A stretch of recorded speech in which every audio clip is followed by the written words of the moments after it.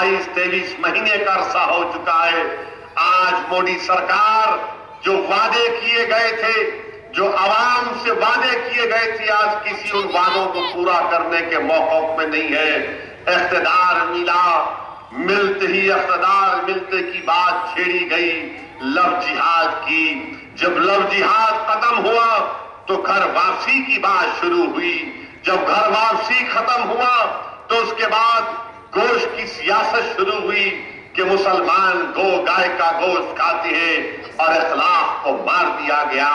अब एक नई सियासत शुरू कर रहे हैं, हुब्बुल वतनी की और नारों की सियासत। अरे बीजेपी वालों, हिंदुस्तान की आवाम ने तुमको लव जिहाद के लिए वोट नहीं दिया, हिंदुस्तान की आवाम ने तुमको घर वापसी के लिए वोट नहीं दिया, हिंदुस्तान की आवाम ने तुमको गोश्त की सियासत करने के लिए वोट नहीं दिया, हिंदुस्तान की आवाम ने तुमको नारों की सियासत करने के लिए वोट नहीं दिया, हिंदुस्तान की आवाम ने तुमको वोट दिया कि तुम गुर्बत का खात्मा करोगे, क्योंकि तुम हिंदुस्तान में जा जाकर ऐलान कर रहे थे कि अच्छे दिन आएंगे, अच्छे दिन आएंगे, गुर्बत का खात्मा होगा।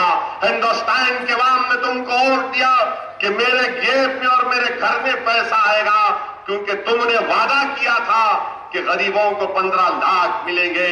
आज 15 लाख तो दूर की बात, 15 पैसे आना नहीं आ सकते। मगर ये तमाम वादों पर मोदी सरकार नाकाम साबित हुई। इकोनॉमी की रिवाइव करेंगे, माशी पॉलिसी को तब्दील करेंगे, इसमें भी कुछ नहीं होता है। हिंदुस्तान के अवाम ये बीजेपी की सरकार से जानना चाहती है कि जब आप वजीर आजम बने तो ऑयल की कीमत $80 थी एक बैरल की, आज वो गिरते गिरते $35 पर एक ऑयल का बैरल मिलता। $35 पर एक ऑयल का बैरल मिलता है। जब इंटरनेशनल मार्केट में कीमतें गिर रही हैं तो फिर यहां के पेट्रोल पंप में पेट्रोल और डीजल की कीमतों में कमी क्यों नहीं आती? $35 पे एक बैरल ऑयल मिलता है मगर पेट्रोल की कीमत में कमी नहीं आती। एक फकीर को कुछ खैरात दिए, ऐसा ₹1.20 कभी कम हो जाती, फिर 15 दिन के बाद ₹2.20 बढ़ जाते। $85 से $34, $35 पर एक बैरल ऑयल का हो चुका।